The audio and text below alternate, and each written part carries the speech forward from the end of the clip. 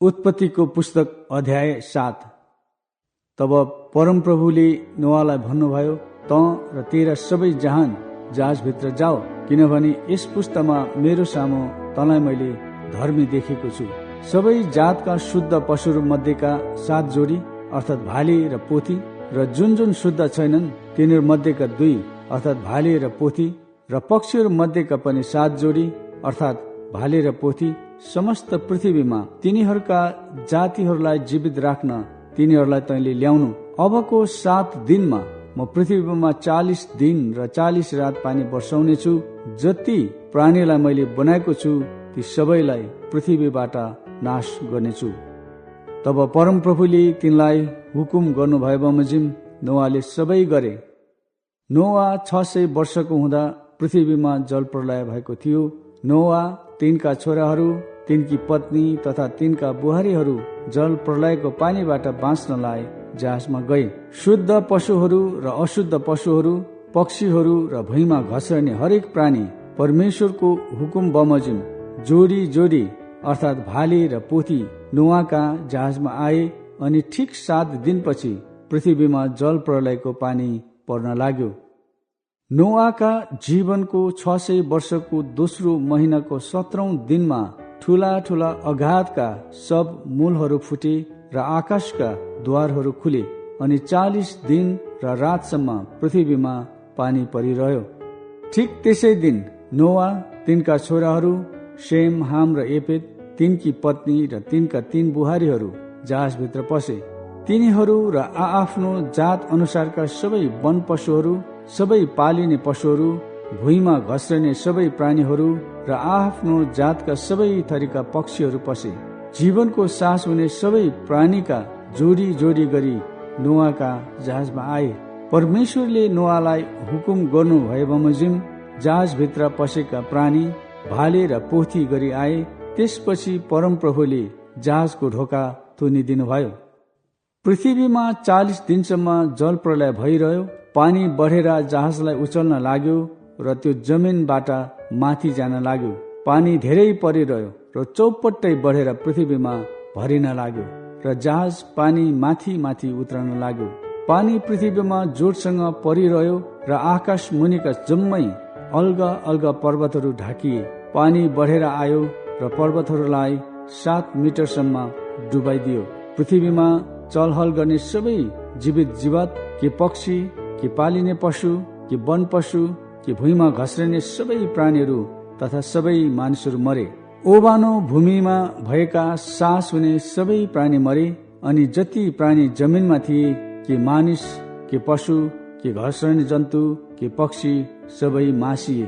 तिनीहरू पृथ्वीबाट मासिए। केवल नोआ र जतिजना तिनीसित जहाजमा थिए तिनीहरू मात्र जीवितै रहे।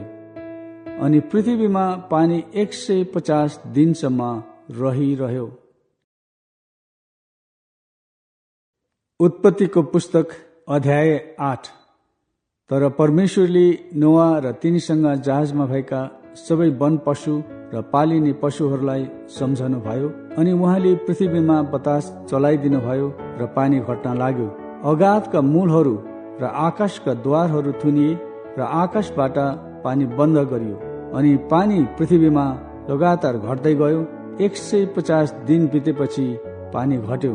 7औं महिनाको 17औं दिनमा जहाज आरा रातका पहाडहरूमा अडियो। 10औं महिनासम्म पानी लगातार घट्दै गयो। 10औं महिनाको पहिलो दिनमा डाँडाहरूका टाकुरा देखा परे। 40 दिनपछि आफूले बनाएको जहाजको झ्याल नोआले खोले र एउटा कागलाई उडाइदिए। अनि जमिनको पानी नसुकुन्जेल त्यो काग यताउता उडिरह्यो। तब नोआले जमिनमा पानी घट्यो कि भनी हेर्न एउटा ढुकुर पनि उडाइदिए। त्यस ढुकुरले आफ्ना खुट्टा टेक्ने ठाउँ नपाएकोले त्यो तिनी कहाँ नै जहाजमा फर्क्यो, किनभने पृथ्वीमा अझै पानी थियो। तब तिनले आफ्नो हात पसारेर त्यस ढुकुरलाई समाते आफू कहाँ जहाजभित्र ल्याए। अरू 7 दिन पर्खेर तिनले फेरि त्यस ढुकुरलाई जहाजबाट उडाइ पठाए। त्यो ढुकुर साँझमा तिनी कहाँ फर्क्यो। त्यसको चुच्चामा भर्खरै टिपेको भद्रक्षको एउटा पात थियो, तब पानी जमिनमा घटेछ भन्ने नोआले थाहा पाए। तब तिनले अरू 7 दिन पर्खेर त्यस ढुकुरलाई फेरि उडाइ पठाए, तर यसपालि त्यो तिनी कहाँ फर्केर आएन। नोआको 601 वर्षको पहिलो महिनाको पहिलो दिन पृथ्वीबाट पानी सुक्यो र नोआले जहाजको छत उघारेर हेरे, जमिन सुक्खा थियो। अनि दोस्रो महिनाको 27औं दिनमा जमिन पूर्ण रूपले सुक्यो। तब परमेश्वरले नोआलाई भन्नुभयो, त तेरी पत्नी, तेरा छोराहरू र तेरा बुहारीहरू समेत जहाजबाट निस्की, तेरो साथमा भएको हरेक जीवित प्राणी, पशु र पक्षी दुवै र घस्रने जन्तुलाई बाहिर निकाल र तिनीहरू पृथ्वीमा प्रशस्त गरी बढुन् र तिनीहरू पृथ्वीमा फैलिँदै र संख्यामा वृद्धि हुँदै जाउन्। तब नोआ, तिनका छोराहरू, तिनकी पत्नी तथा बुहारीहरू जहाजबाट निस्केर आए र सबै पशु, घस्रने जन्तु, पक्षी, पृथ्वीमा हिँडुल गर्ने सबै जीव जन्तुहरू पनि तिनीहरूका जात जात अनुसार जहाजबाट निस्केर आए।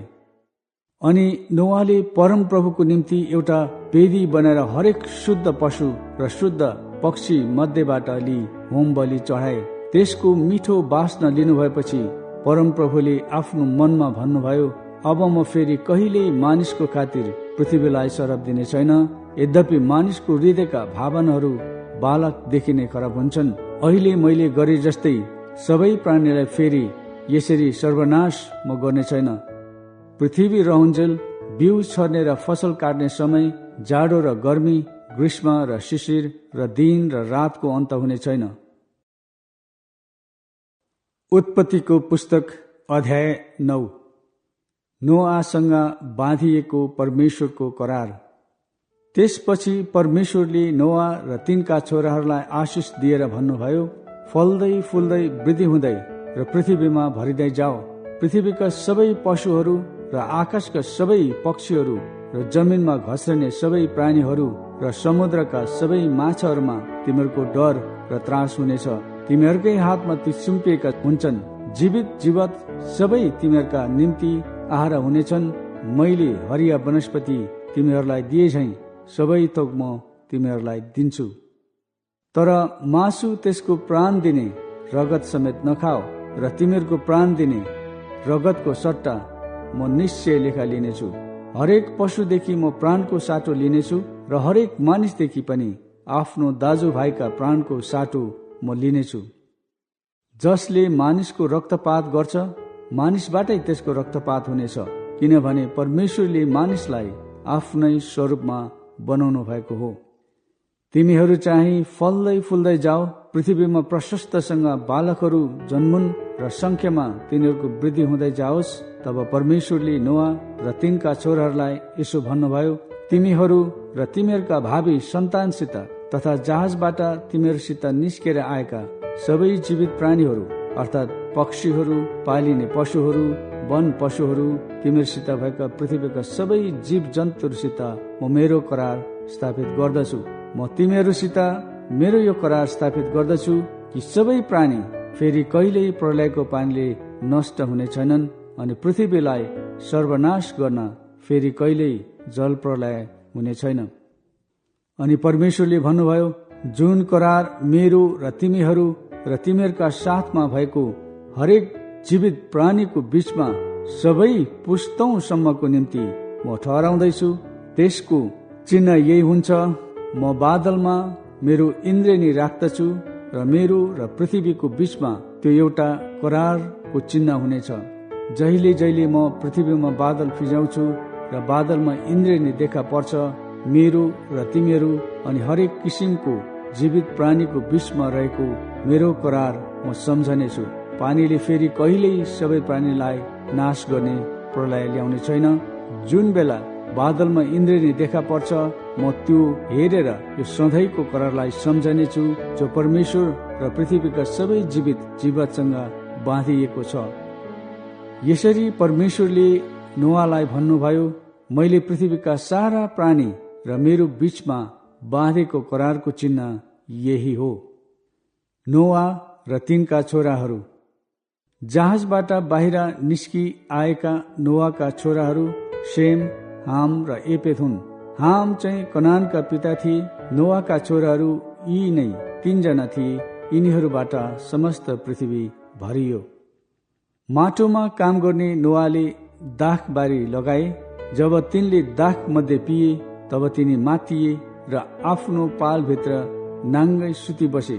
कनानका पिता हामले आफ्ना पिताको नाङ्गोपन देखेर बाहिर आए आफ्ना दुवै दाजुहरूलाई बताइदिए। तर शेम र एपेतले एउटा लुगा लिए र दुवैले आफ्ना काँधमा हाले र पछिल्तिर सर्दै सर्दै गएर तिनीहरूले आफ्ना पिताको नग्नता ढाकिदिए। तिनीहरूका मुख पछिल्तिर फर्केको हुनाले तिनीहरूले आफ्ना पिताको नाङ्गोपन देखेनन्। जब नोआलाई मध्यको निद्राले छोड्यो र तिनका कान्छा छोराले गरेको कुरा तिनले थाहा पाए, तब तिनले भने, श्रापित होस् कनान, त्यो आफ्ना दाजुहरूका कमारहरूको पनि कमारो हुनेछ। तिनले यसो पनि भने, शेमका परमप्रभु धन्यका हुन्, कनान त्यसको दास होस्। परमेश्वरले एपेतको वृद्धि गरून् र त्यसले शेमको पालमा बास गरोस् र कनान चाहिँ शेमको कमारो होस्। जल प्रलयपछि नोआ 350 वर्षसम्म बाँचिरहे। नोआको जम्मा उमेर 950 वर्ष भएको थियो अनि तिनी मरे।